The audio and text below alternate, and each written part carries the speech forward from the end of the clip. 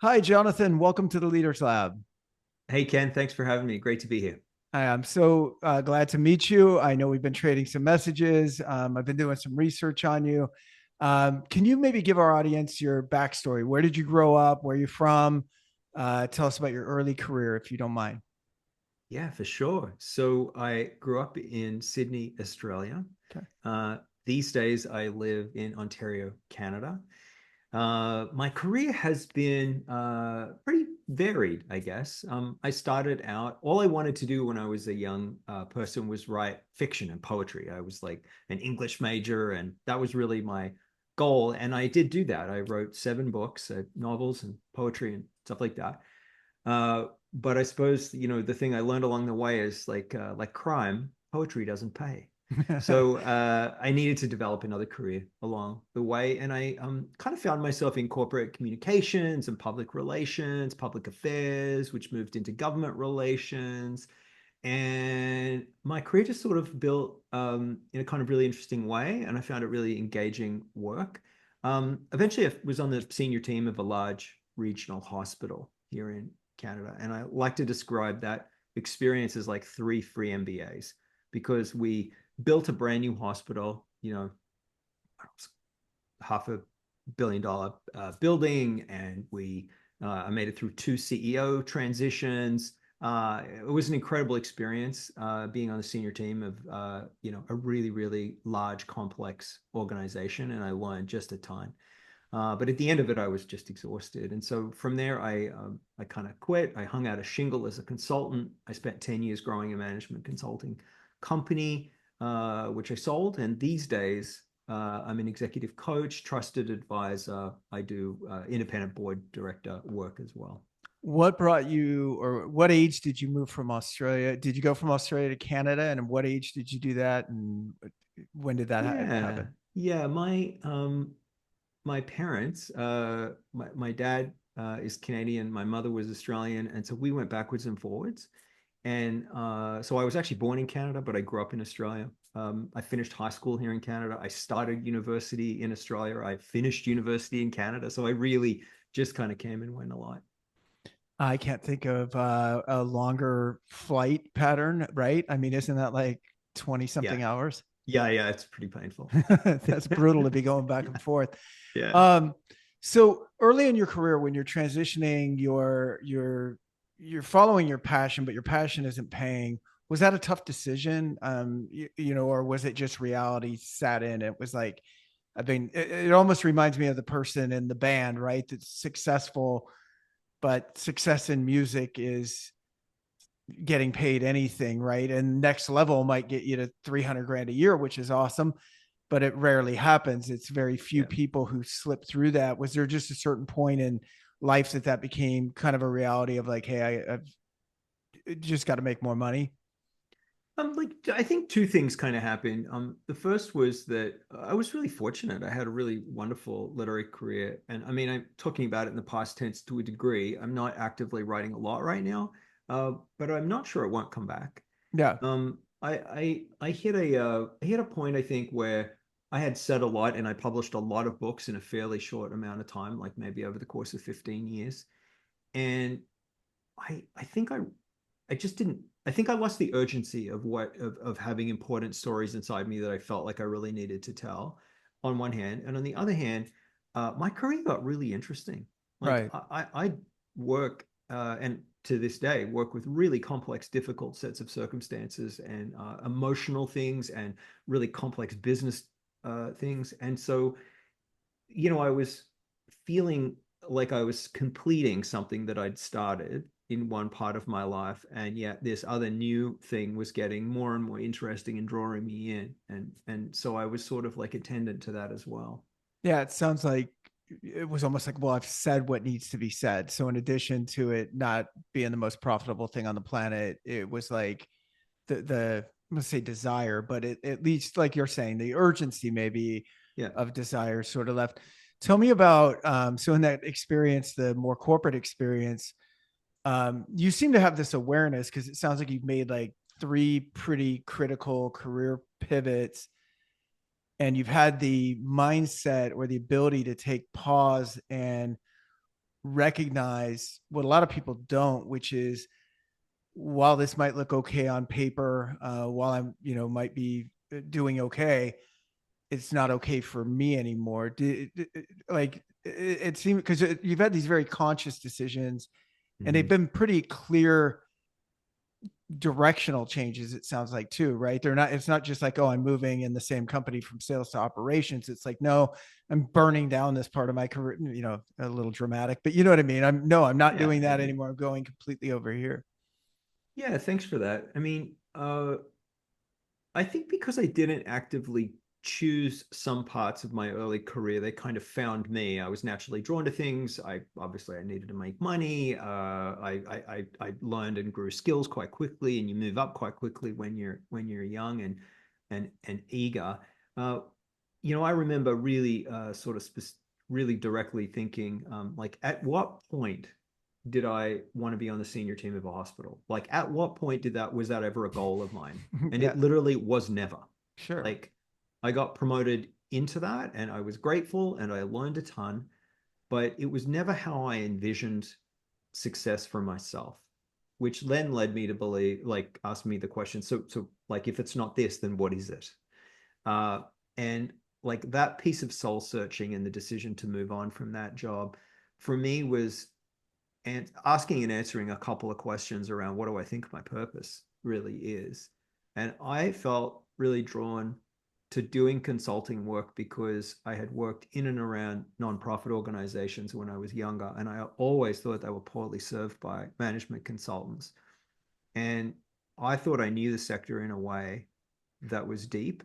And I thought because I'd had this large hospital experience that I could translate that complex environment experience down into a much smaller organization's reality. And so the practice that I began there was really born out of those experiences. And so I actively chose to build that company. And I didn't fully know I wanted to scale it when I started, but I thought I might. And as I got going, it was pretty clear to me that this was something that was going to slowly grow and scale, which it did. And it was a wonderful ride. Like, honestly, it was probably the proudest thing I've accomplished in my career, was founding this company and growing it. And we became a B Corp. We served hundreds of organizations. I've lost count of how many strategic plans I've led, but it was really meaningful work.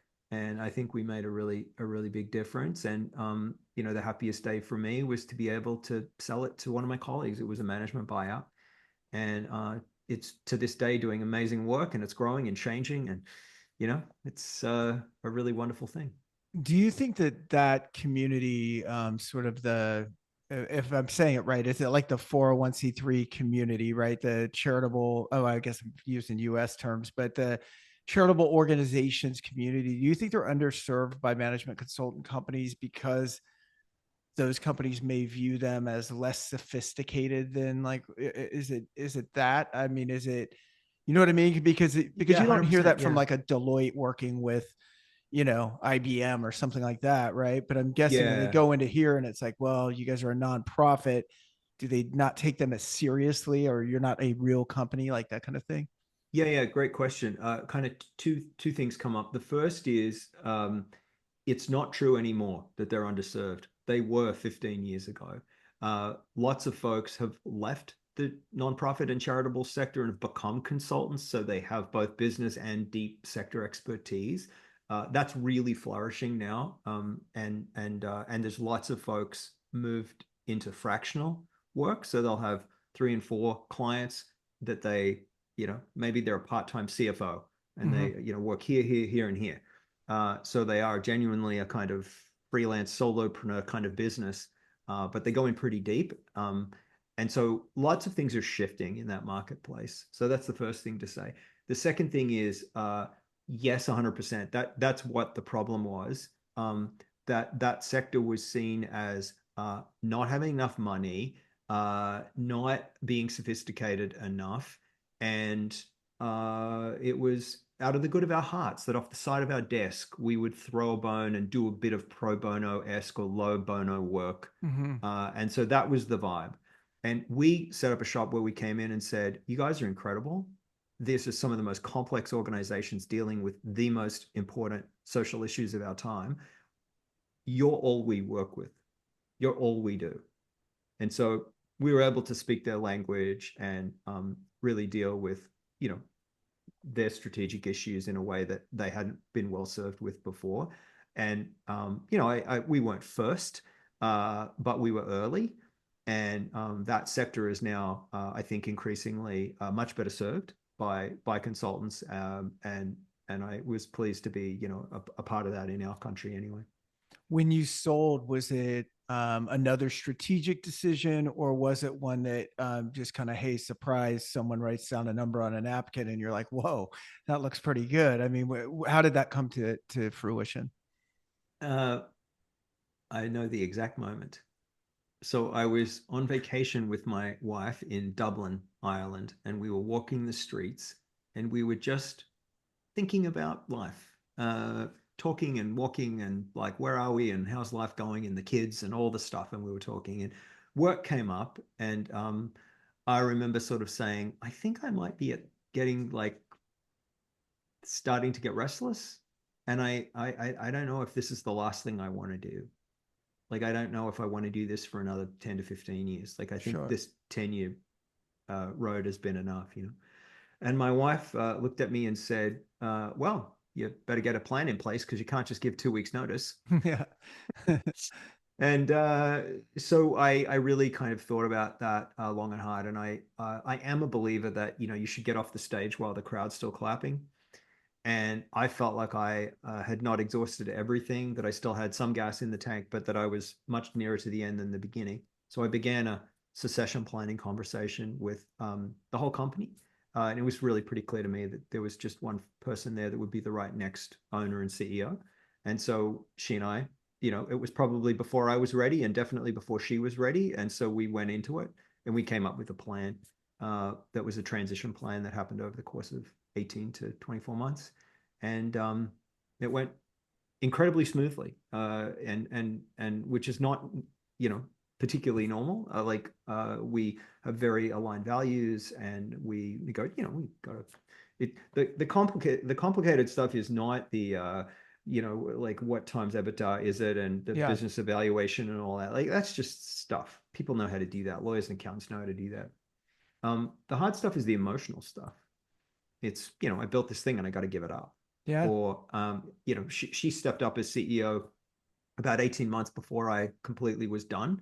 And like it's very humbling, you know, like people know where where it's all going, right? And so suddenly, like I still own the company, but God, I couldn't get a meeting. Like Yeah.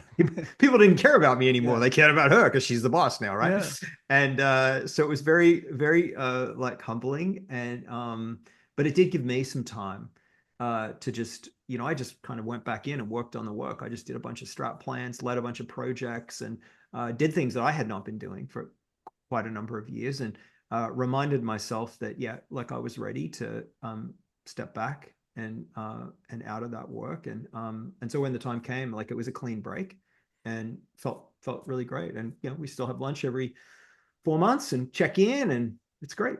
I think it's interesting because, and it sounds like you handle this really well. And I'm sure even at the time, you were like, hey, this is exactly what I asked for. I do want them going to her, right? I don't want them leaning on me. But 100%. then there's the identity piece of, Oh yeah. but I've been that guy for like a It's decade, right? just Or whatever. ego, right? Yeah. Total ego. Yeah. So And it took me a while to go, oh, right. Like this is exactly what I wanted. Now it's happening and now I'm having feelings. You know, yeah. that's okay. You know, you can pick yourself up and dust yourself off and kind of go, right. Yep.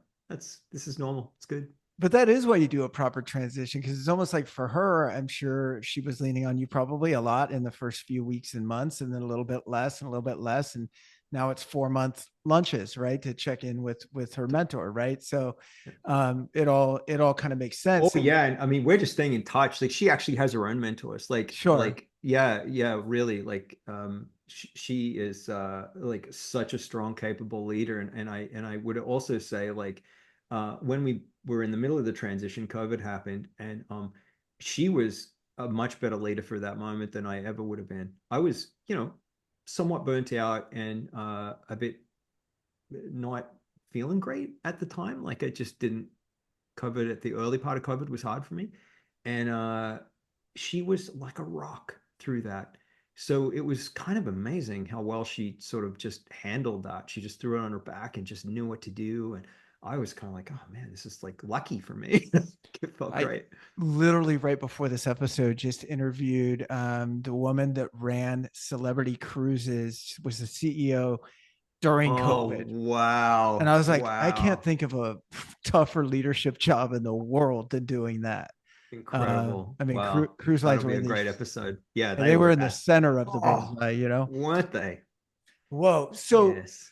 I know that now, as you've moved in and you're doing coaching, you're sitting on boards, and I've noticed kind of you leaning in also to scale ups and mergers and acquisitions and stuff, right? That's a big part of what you do now. Yeah, I do. I spend a lot of time talking to leaders about transitions, and so sometimes that can mean integrations, mergers, acquisitions. I sort of like, I guess I call myself an executive coach because that's what people understand. Actually, I'm kind of an advisor. Mostly, what I do is advisory work. I've been there before. It's pretty lonely. It can be confronting being a leader, and I spend really intimate time working on complex business problems or human problems or ethical problems with leaders. Sometimes it looks like consulting and strategy work. Other times it looks like coaching. Sometimes a blend of all of it. How did you start to find clients? Were they just through your network from you owning your last company, or where did they come from? How did you build the business that Oh you have yeah, now? nice. Um, I went pretty hard at it in the first year. Both inbound warm things from people that I've worked with. I was on a non-compete, so there were certain things that I could not do, and lots of clients that I could not work with. Um, but there was other folks that, because I was going to be doing executive type coaching and advisory work, that was inbound for me, like okay, inbounds, I should say. That's where I worked, and I just began, just a really methodical, structured business development process, and I held myself to a really strong routine, and I just booked a ton of phone Yeah. calls and a ton of outreach, and from that, I got some traction, started building some clients, and my business is pretty much inbound these days. Was that initial outreach, were you aim what was your demographic? Were you aiming for founders? Were you aiming for larger companies with the C-suite? Like what did that look like for you? Yeah, mostly my kind of ideal clients are kind of like in the traditional valley of death, like more than 10 employees, not more than 100. I do really well because they're companies that are going through lots of change, often growth, sometimes not growth, sometimes growing pains.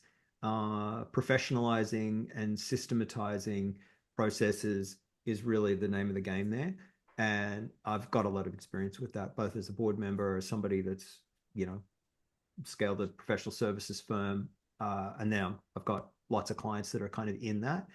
So that's where I have a lot of expertise, is just pinpointing where people are at and why their companies are struggling, or why they're struggling, or why their board or their investors are struggling, and what might be the right interventions to get them to where they want to be.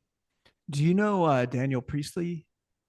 Do you know who that Well, is? not personally, but I Yeah. certainly follow him on social media. Yeah, Oh, cool. absolutely. Yeah, yeah. So last December, I met him in Dubai. The Leaders Lab is actually a talent acquisition firm for leadership. So when you Cool. mentioned like fractional CFOs and stuff like that, we do a lot of that kind of stuff. Okay. And I was speaking at the same, it was for recruiters, but I was speaking at a recruiter conference, and Daniel was there. Mm. And it was the second time that I've been in the same place with him, and I just think he's phenomenal. I mean, I love the Yeah. way He's got a he, great mind, doesn't he? Yeah. yeah. But when you just said the A very logical, structured thinker. Yeah. exactly, it all just kind of makes sense. And when he says it, you're like, it's just so simple. You know what I mean? Yeah. You're like, Yeah. wow, it's Yeah. just so, Yeah. he just gets it. Yeah. How come I don't get it? But he was talking about. You reminded me when you said the Valley of Death. Kind of, and he calls it crossing the Sahara. And it was funny because I was sitting in this Okay. meeting and I was sitting in his session. I was front row, right in front of him. And he's talking about going from having a company of like 12 or 13. And he said, if you have a company of 12 or 13, you need to get to 35 as fast as you can. And now I Yeah. was sitting on about 18, and Yeah. every single thing that he said that could go wrong was kind of going wrong. You know what I mean? The loss of control, not being big enough to add the next layer of management. Yeah. So now the owner, you've got 15 direct reports or 16 or 18 or whatever it is. Totally. And everything he was saying just, it just hit me on the head, like a hammer. And I remember coming back and strategically and ethically reducing some headcount through attrition and different things and realigning people to different positions and finishing up a couple of contracts because my wife was with me at that seminar. We had to make a decision.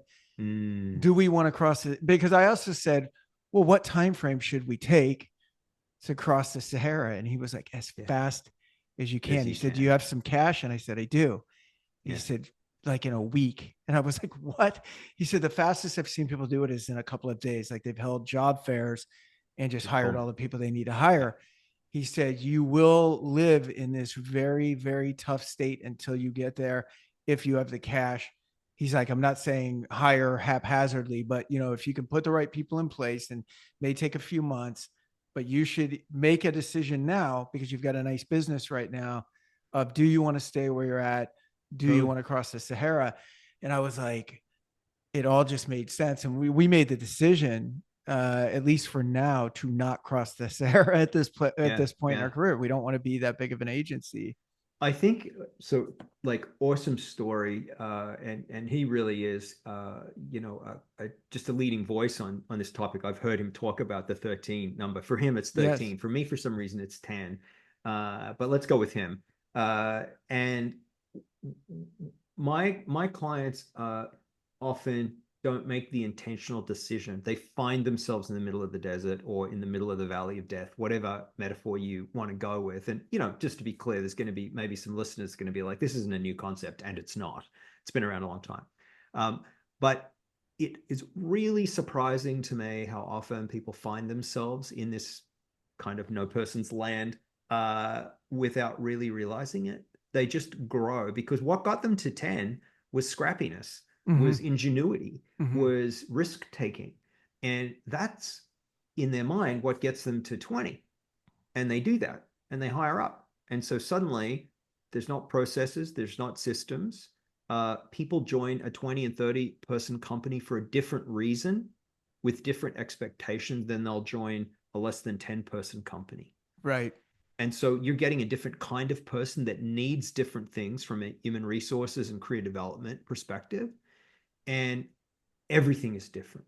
Everything Totally. is different. So, how do you get through it quickly and past it? So, you've got professional management that are able to run your now 30, 40, 50, 60-person company in a way that is going to be stable and calming and profitable and predictable.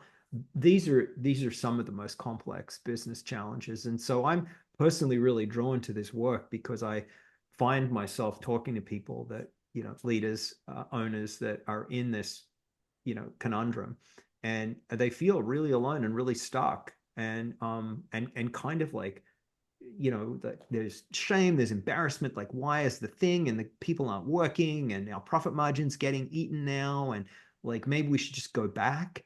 And like what you did is make a really intentional choice, which is like there's nothing wrong with having a really like excellently designed 10-person company with a really strong profit margin. Like that's great. What's wrong with that? Like Right. you might need to be 70 before you find that profit margin again. Right. And people just think that bigger is going to be more profitable. It's often not.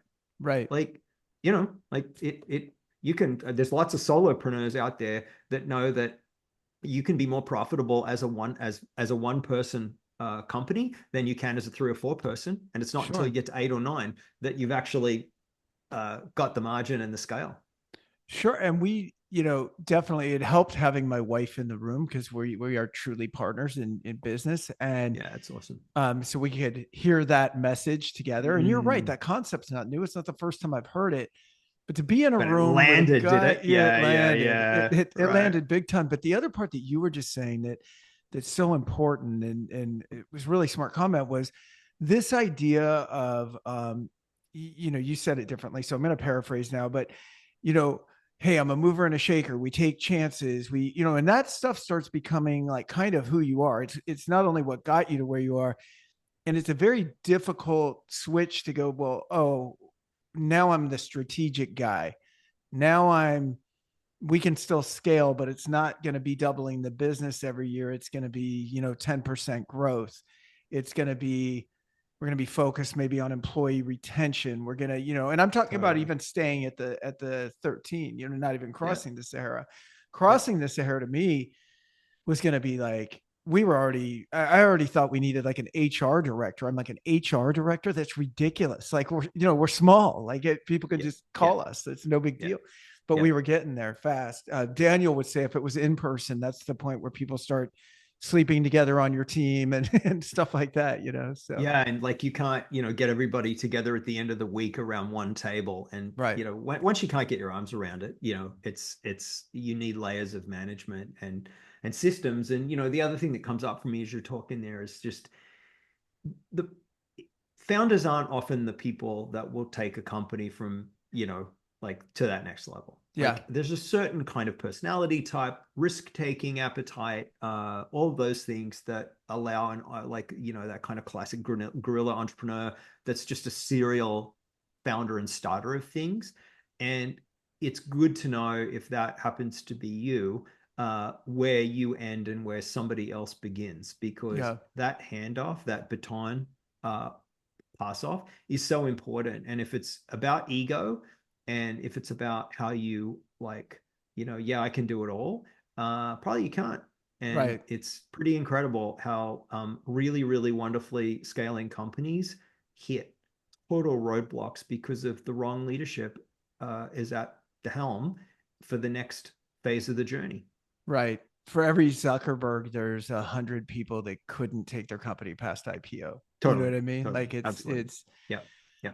no, it's such a good point. And I was thinking about, my own journey. I had it's weird. I actually learned this lesson and I not even thinking about it until right now, but I learned it Mm, also in corporate America. And that in my 20s, we had a small company. We sold it to a Fortune 500 company, I guess when I early 30s, something like that.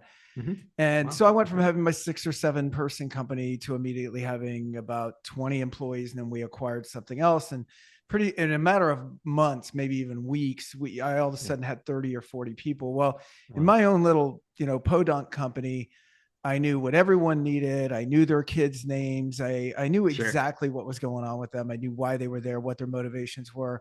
Yeah. And I prided myself on that, right? Like I'm a great leader because I know these things. And then I remember just looking around and things were going good. I mean, our numbers were good, or, everything was going well, but I wasn't feeling like I was being the leader that I should be or could be. Right. And I remember it Mm. was a Friday and I said, everybody, conference room today, 3 o'clock. And we were bringing everybody in from the field, everything else. And I just kind of owned it. I said, like, we've grown so fast. We're not giving you guys, everything's good, but everything's not going to remain good if we, meaning me and the leadership team, don't start investing back in you guys. And so what I really need to know is, why are you here? What do you want? Et cetera, et cetera. What are your goals? I don't care if they're personal. I don't care if they're professional. I just want to know. And so jot Mm. these down over the weekend. They don't have to be formal. They don't even have to be typed. You can write with a crown as long as I could read it. I Yep. just want to see it and bring it back on Monday if you could. And I started hearing the most just the coolest stuff as a leader that you could leverage. I mean, anything from someone wanting something materialistic, like one of them was they wanted to buy a ski boat so they could take their kids out, and I was like, great, right? Because they were in Yeah. sales, and we can like quantify that through sales calls and stuff. Sure. And then other people giving you, tangible career things. I want to be in this position in 3 years and stuff like that. And we were able, because we did have the resources and we had just crossed the Sahara, but we didn't have that leadership level to Mm. now support the team, but we did have the Yeah. resources. And after knowing what they wanted, it became crystal clear what we needed to do. Right. But that was me working on the under someone else's umbrella, not my own, which is quite a different thing. You know what I mean? Yeah. Yeah. Oh, I Because it's really not the do. same emotion.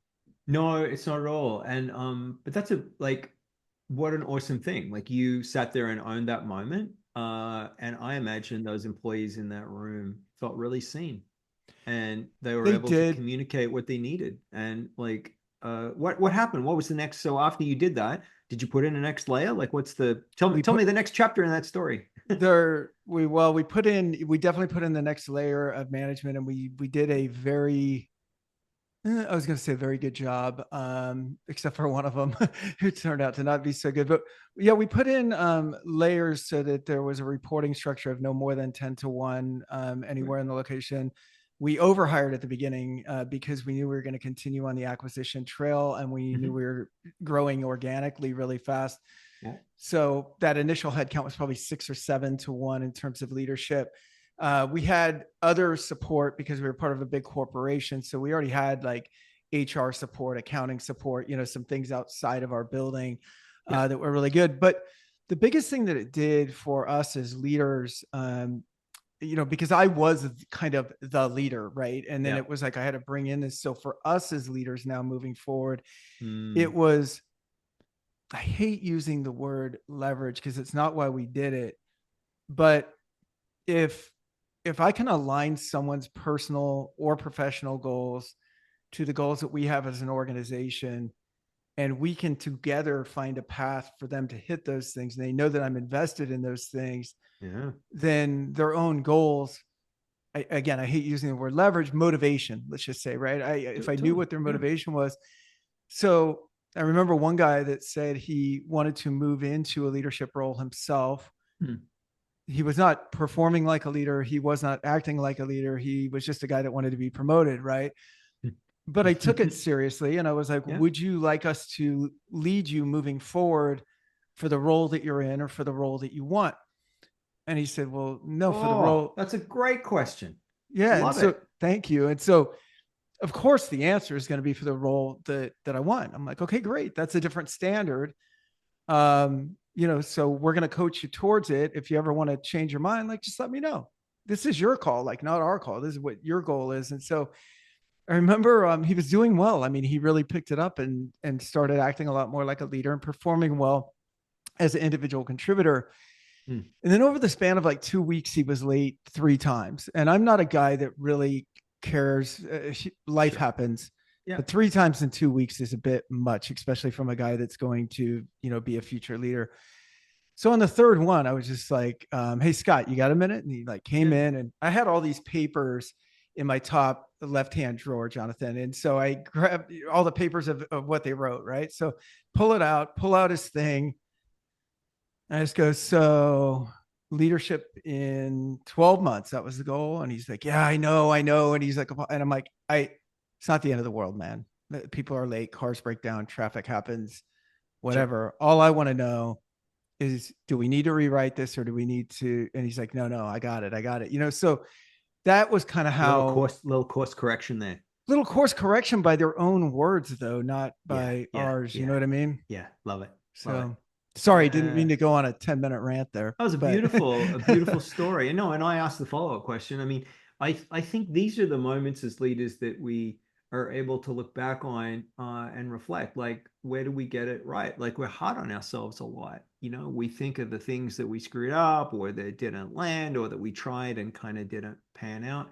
But too often we skip over these moments where I had a good day. Like yeah. I was pretty solid in that moment, and I really like bent that back to where it should be. So I don't know. I think What's that's what's cool. funny though is I'd love to be able to tell you that that was strategic, and I read a book and I had an aha moment and I Uh-huh. came in and Just I worked. happened though, eh?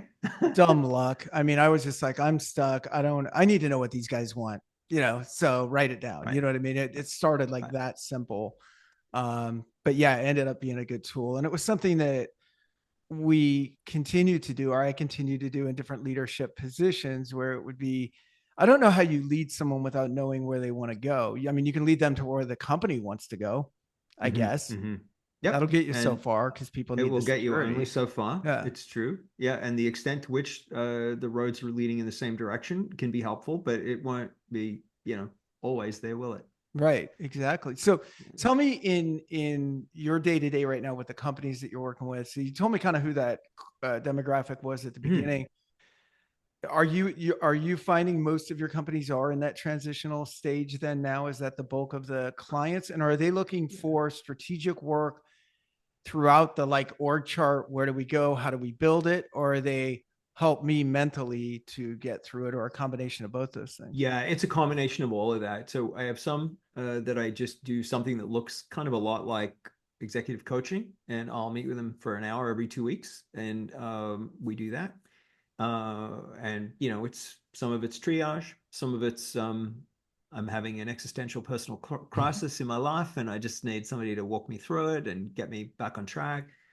Sometimes it's like Bob in accounting is driving me nuts. Should I fire them? Right? Right. Like some of it's just really practical. So soup to nuts there. For other clients, I do some of that, but I'll coach down into the organization. So I'll spend time with the CEO, yes, but maybe one person or two people on the senior team, and then maybe even some junior leaders that are coming up and are, at completely different spots in their career. And then I still do a lot of strategic planning. So I still do a lot of focus groups and planning days and busting out plans and asking people the brutally hard business questions around, where are we going and how are we going to get there and how fast and how will we know when we get there and what do we want to be in 3 years and all that kind of stuff. So it's a real blend, and I just try to meet my clients where they're at, and the more I get to know them, sometimes I'll start with coaching and end up doing strategy work with them for a 2 day offsite retreat in 2 years. Like that's a pretty normal kind of journey. I know you're on a lot of boards. Does that normally come from this work, like where they're like, "Hey, can you hang on and be kind of a trusted advisor to this company"? Is that where those have come from, or do they come Uh, from just different places? so yes, the most recent one that I'm chairing a small privately held company advisory board that came from that exactly. The others have been more formal board recruitment processes. They were looking for board members, and I'm a charter director, and I've sat on boards for a very long time, and so they came through kind of a more traditional kind of channel. Got it. Um, I know one of the subjects that you touch on pretty often, and maybe one that I'd like to do before we wrap up. Hmm. What's some of your advice for creating? I'm going to paraphrase it because you have a different way of phrasing it, but I don't have my notes in front of me. But like psychological safety in the Hmm. workplace, so the ability to be heard, the ability to communicate. What are some of your tips or advice around that? Yeah, so I mean, I think about psychological safety and accountability as being two kind of components of the same problem. And I'll tell you a story where it came from. I had actually a professional services firm. They called me up and they said, "Jonathan, would you come and do a half day workshop on psychological safety? It's really what the staff want." And also, P.S. We've gone out to the management team and we've asked them what topics they might want, and they want accountability. So I was like, that's really interesting. So I was like, how do I, like what's going on here inside this company? And so we both laughed because we both know it's like, staff saying I want this to be psychologically safe, and management just wanting everybody to do their damn work. Right. So how do these things live together? And to me, they live together really well. Like an organization, a company that's psychologically safe is a place where somebody can speak up. Somebody feels like there won't be negative repercussions if they have an idea that doesn't turn out to be good. There's no fear to try new things, to experiment, to put your hand up. You won't be ostracized. And what's an accountable culture? An accountable culture is where I'm accountable to myself. I've said I'm going to do these things, and I'm going to do them, and I follow up and I follow through. I'm also accountable to my team. So I know that I'm not, an island here. I work with others on a team, and if I say I'm going to do something for them, I'm going to do it. And if they say they're going to do something for me, they're going to do it. And so we're accountable to one another and in our team. And the final layer of it, and this is the piece that often gets missed, is I'm also accountable to the organization, to the company. And for a lot of people, that doesn't happen until you're on the C-suite or on the board of directors, where you have, a fiduciary duty to act in Mm-hmm. the best interests of the company.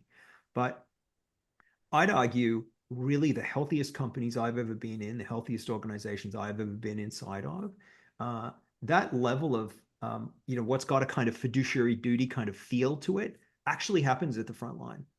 People care about about the culture, about where they work. They care about the fact that this is the kind of place that shares values with me, and that I know that if I say and do the right thing, they're going to say and do the right thing by me, and I'm confident in those things. And so, if those levels of accountability are in place, and if that kind of culture of psychological safety is happening at all levels, this is a high performing organization. I can come to work, I can try new things, I can try hard, I'm free to learn, I'm free to fail, I'm encouraged, I'm inspired. They're all things that really kind of come together. So, yeah, Do you find it tough to, because it's like threading a needle though, because you're trying to get both, well, you're trying to get all three, like you're saying. yeah, If someone says, I'm here because what we do matters, I care about the company, care about my coworkers, I'm accountable for my actions, and I feel like I can speak and be heard. Um, it's tough to blend those. And I'm guessing when you go into a company, they're either in that camp of maybe too much psychological safety, not enough accountability, or yeah. all accountability. And everyone's like, oh, these guys don't give a shit about us. All they care about is that we make them money, right? It's 100%. Yeah, extremes. there are extremes for sure, and the harder part is in the messy middle where you're Yeah, trying to figure out and diagnose, where does the problem lie here? Is this on an individual performer? Is it on a team-based culture, or has the company itself just not articulated and well led its own mission, its own vision of what success can look like, and that's why people haven't bought in. And the psychological safety part is so true, like what you said. Like it feels to me like when I go in and I start listening to frontline workers, to middle management, like it's not hard to pick up the themes. It's right. easy as an outsider to go in and hear what is really happening. And actually, you can pretty much get it in 10 minutes. Like, Yes. it's like, like you show up and you're like, I don't know, focus groups with the staff group, and like people cry Yeah. sometimes. Hey, if you were trying to, recruit a former colleague from somewhere else that you used to work, what would you tell them about this place? There's an open job, let's pretend. Let's say you were trying to convince them to apply. Like, what would happen? And what the answer to that question in a room is very, very telling. Of Like, course. people will start peeling off, like, oh my God, this is great, and the benefits and the flexibility, and there's a real path here, or like physically recoil from the question. Like, I would never spend my own social capital trying to convince somebody else to come and work here because they'd never forgive me, is Right. basically what they're telling you. Right. And so, like that's what it's like when you're not working somewhere, to come into a place and to just like hold some space and ask people to feed in. And it's just super telling. Then the trick becomes, as a good consultant, let's say, is how do I then communicate that to leadership, to management, to ownership in a way that they'll both hear it, believe it, and do something about it. Right. I noticed in my own career when I got promoted up and became more of a director level where I was not physically in the locations, Mm, maybe once a quarter I'd be in, but I had good rapport usually, good reputation with them. And I learned to listen a lot to what they weren't saying, because, yes. and so just the very simple questions, how's it going?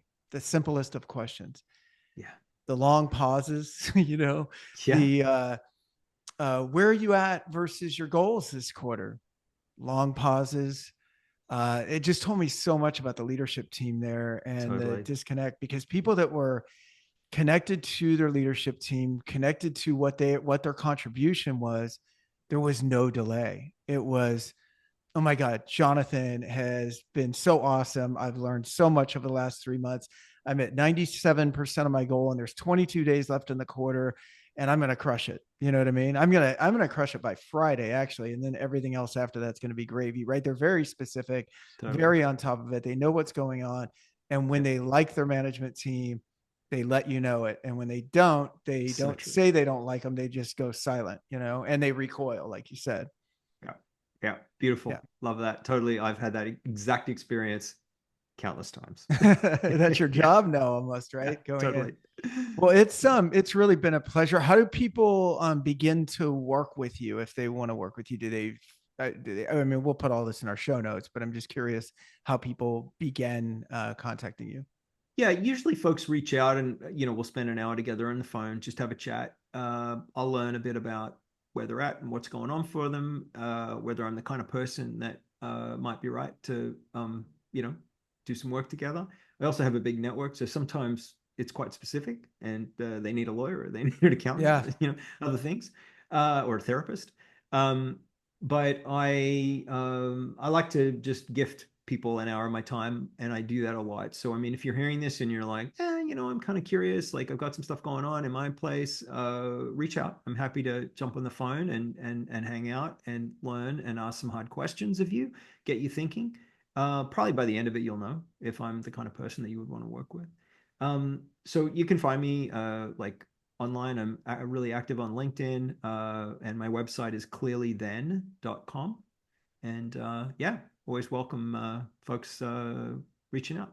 Awesome. Well, it's been a pleasure talking with you and getting to know you a little bit. It's been fun, and it went by so fast. It really did. It flew by. Thanks, Ken. I appreciate it, mate. Thank you, sir. Take care.